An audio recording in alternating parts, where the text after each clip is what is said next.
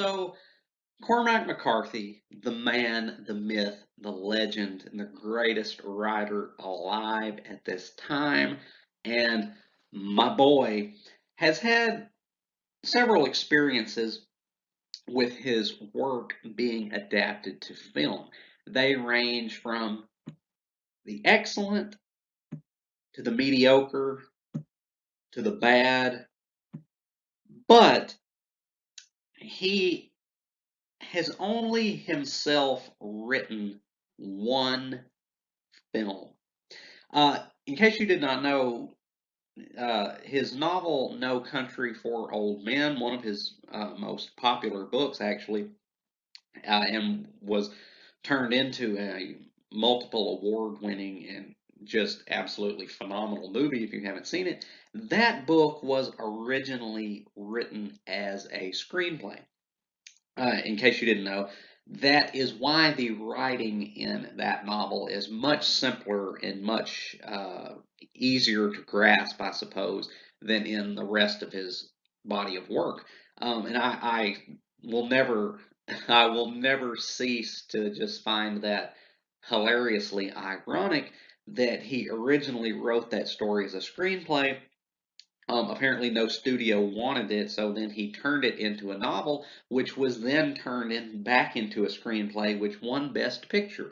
Yeah, that's just rather humorous to me. But um, that is not what I am talking about with this video today. Rather, what I am talking about today is The Counselor, the only screenplay, I mean, that Cormac McCarthy has written to date.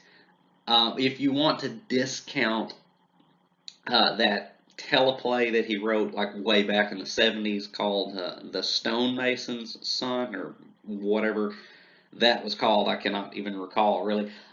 Discounting that, this is his only outing as a screenwriter. Well, the only outing as a screenwriter where the screenplay actually got made into a movie because, again, No Country for Old Men was originally a screenplay, but it got scrapped and turned back into a novel. So The Counselor is the only screenplay that Cormac McCarthy has written to date that was turned into a movie. And it was released to a rather mixed reception. And I totally understand why now, having seen it. So I thought I might just take a little time today with this video to discuss this rather singular occurrence in the larger context of Cormac McCarthy and his writing, because this is simultaneously so instantly recognizable as a product of him, and yet it is also somewhat of an adventure for him, I believe, a different venture, I should say, something that he had not previously really had much experience with, and I believe it shows because a this is not a film that really adheres to many of the accepted conventions of screenwriting. This is very much McCarthy doing his own thing, and yeah, again, it was rather mixed reception when it came out. But so let's talk about The Counselor. So, The Counselor was directed by Ridley Scott and released in 2013. It starred an ensemble cast including Michael Fassbender, Penelope Cruz, Cameron Diaz, Javier Bardem, Brad Pitt, and Bruno Ganz.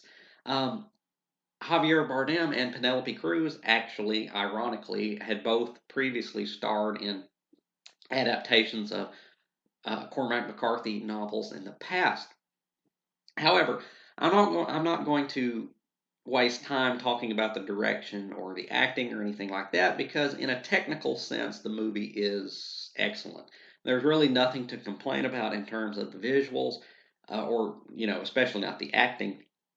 So, rather, I'm going to restrict my commentary solely to the story and the way it is written because that is ultimately what Cormac McCarthy created. So, Let's get started. The Counselor is the story of a nameless lawyer referred to only as the Counselor. Cormac McCarthy has a thing, I guess, for nameless protagonists. Because in Blood Meridian, the protagonist was just called the Kid, and in The Road, the protagonists were just called the Boy and the Man. He has a weird fixation with creating nameless protagonists, and he does it again here. Michael Fassbender plays the Counselor, who never has a name, and he is a lawyer who, over the course of the story, is persuaded to try his hand in drug smuggling involving the Mexican cartels. Uh, this also this also features Cormac McCarthy returning once again to the border because he also has a strange fixation on Mexico and its relationship with America. This time, however, taking place squarely in modern times. And yeah, the Counselor gets in deep with some drug smugglers, with the cartels, and things do not go as planned. I won't spoil too much more of the plot, but I will say right now that this movie is something of a mess, really. Like it is. That's not at all to say that this movie is bad per se. It did get slammed a little bit when it came out, but I do not at all. I do not at all hold that this movie is necessarily bad. Rather, this movie is different. Okay, it is a very unique film. In fact, it's hard even to say exactly what this movie is. Is it a thriller? Well, it perhaps, except it's not really that thrilling. Is it a psychological drama slash character study? Not really, because the Counselor himself actually isn't even in the movie all that much. There are more scenes in which he is absent than in which he appears. So it's a very singular, unique film, and it really is pretty apparently written by someone who was not sticking closely to what most screenwriters would do. But it is something of a mess structurally. And I say that because the movie, in one review of the movie that I saw, someone described it as basically just a Cormac McCarthy audiobook with visuals directed by Ridley Scott. And that is the perfect way to describe The Counselor because it really is, at the end of the day, just a Cormac McCarthy audiobook acted out because it has all the hallmarks of a Cormac McCarthy story, a plot that is kind of composed of more separate vignettes, kind of, and rather than any one overarching narrative. I mean, there is a story here. I mean, of course there is, but the problem is that the story doesn't click together. It is not really coherent. There are so many scenes in this movie that serve no purpose. And that's the thing that I think Cormac McCarthy was not really thinking in terms of film. He was still thinking in terms of literature because with a book, you can have that kind of story. You can have a kind of a disjointed, uh, narratively non-cohesive story, but if when you're reading it, it can be much more convincing. But when you're making a movie, you can't really do that because people don't pay money to come see something that it looks like just a bunch of random crap stuck together haphazardly. And that is honestly what this movie kind of feels like. There are so many scenes in here that don't appear to serve any kind of purpose, and very little in the movie appears to build off of anything else. The Counselor's main plot line in his relationship with his fiancee, Laura, portrayed by Penelope Cruz, uh, it's the way in which it ultimately is tied together with all the other plot threads of the drug smugglers and the cartels and his other high profile, well to do friends who are also involved with the cartels. It's Honestly, just me personally, there were times in this movie where I struggled to really keep hold of the thread. I really did struggle at some points to remember what was happening and more so why it was happening because there again, there's just so many scenes in here that don't do anything. Like the part where Cameron Diaz's character gets herself off on the hood of on the windshield of Javier Bardem's car. Not that I necessarily, was against, not that I necessarily didn't enjoy, seeing something like that on screen. But at the same time, it was kind of just like, why? Why is this in here? And there's just so many scenes like that, like where you're just really questioning the logic behind showing that.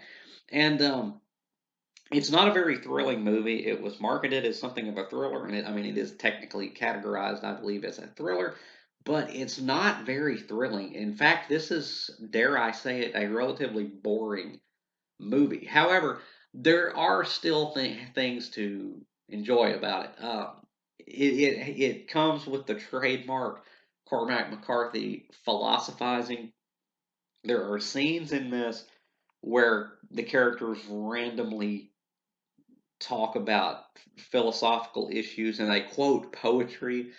There's one scene towards the end where the counselor is on the phone with one of the actually I don't even remember who he was on the phone with because it again I was struggling to maintain focus when watching it. But anyway, the guy is just quoting him this Mexican poetry, and he's drawing all these parallels between the poet and the counselor's own situation and the way that I don't know. It's just it is that signature Cormac McCarthy philosophizing placed into the mouths of characters who, by all rights, should not really be saying what they're saying, but they do. And honestly, it does sound pretty natural.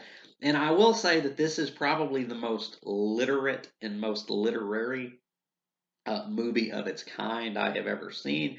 It has a lot more on its mind than just cheap thrills and viscerality. It actually is, I think, trying to say something. Like it is almost a Shakespearean kind of story about one man's an otherwise good man being gradually corrupted by his own greed. I mean, it really is something along the lines of a Shakespearean tragedy transposed onto a thriller film about drug cartels in uh, modern day Mexico.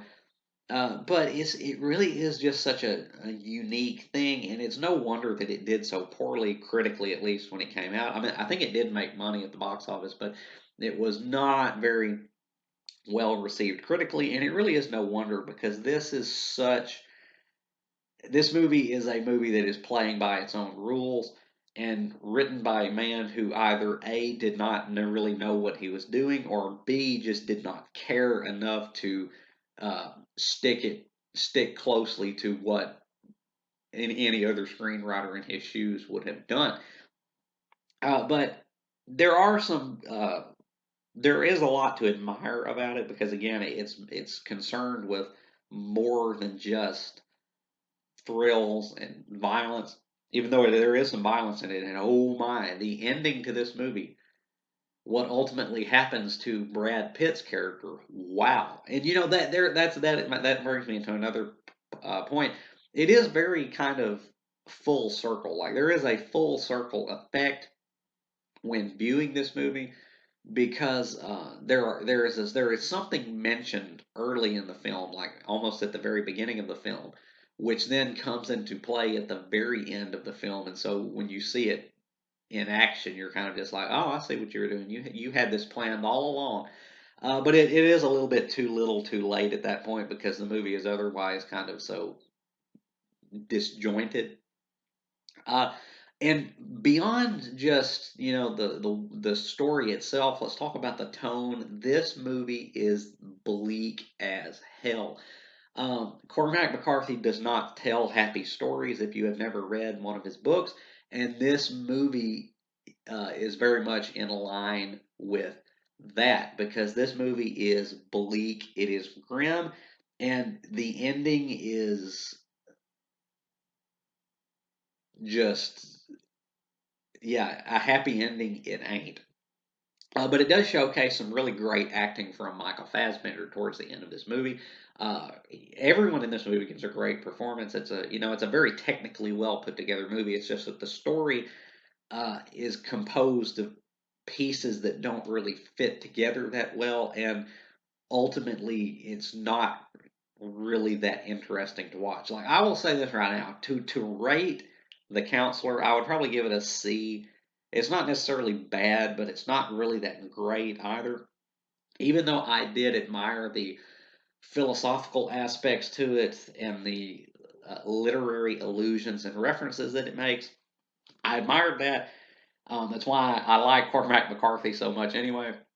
But when you're seeing this in a visual medium, you got to have a little bit more. You have to have a coherent story with characters that you actually understand and care about, because a lot of these characters are kind of kept at an arm's distance. They're just names. They come and go, and you don't really have any kind of you don't really get any kind of a sense of what their purpose is, what their role is in the context of these events that you're watching. Like Brad Pitt's character just kind of comes and goes, and you're never really sure exactly what is going on with him, or at least I wasn't. But then again, I was struggling just to maintain focus on this because it was kind of boring. It was kind of a boring movie. Again, I'll give it a C, I suppose, but it's not a movie. Like I watched it once and then I tried to watch it again, and I just really couldn't do it. It was not interesting enough to merit watching twice, and that really does hurt me to say, as big of a fan as I am of Cormac McCarthy. Uh, it did hurt me a little bit to say that, but this movie was not really that great of a movie. But again, it is so intrinsically him. Like this really is just a Cormac McCarthy audiobook with visuals directed by Ridley Scott. And yeah, it's definitely worth a watch if you are as big a fan of this man's writing as I am. It is definitely worth a watch. But even me, and I am Cormac McCarthy, I am a Cormac McCarthy fanboy numero uno. But even I really cannot defend that much of this film because the story is not perfect by any means, and in fact, it is a very flawed story, and so as a result a very flawed movie. A lot of the characters, like, we know nothing about the counselor. We know no backstory whatsoever. uh, that we just all we know about him is the current situation that he is in, and no more. We don't know any backstory on basically any of the other characters. um, and I mean, I guess that's not crippling to the movie, but it does kind of hinder, or at least it hindered my ability to kind of get invested in the story of these characters, and especially since the way the counselor's story ultimately ties in with everything else going on in this movie, it's hard to keep track of. It really is. Like, you have to really pay attention to the dialogue, or else you're not going to understand what's happening. And it's a movie that does not hold your hand. I will say that it does not hold your hand at all. Now, um, but again, I can really admire the brainier, the more cerebral aspects to it. There's a part in the movie, early in the movie, where the counselor is talking with this jeweler played by Bruno Gantz, and they're talking about what the purpose of adornment is. Again, it's that typical Cormac McCarthy philosophizing.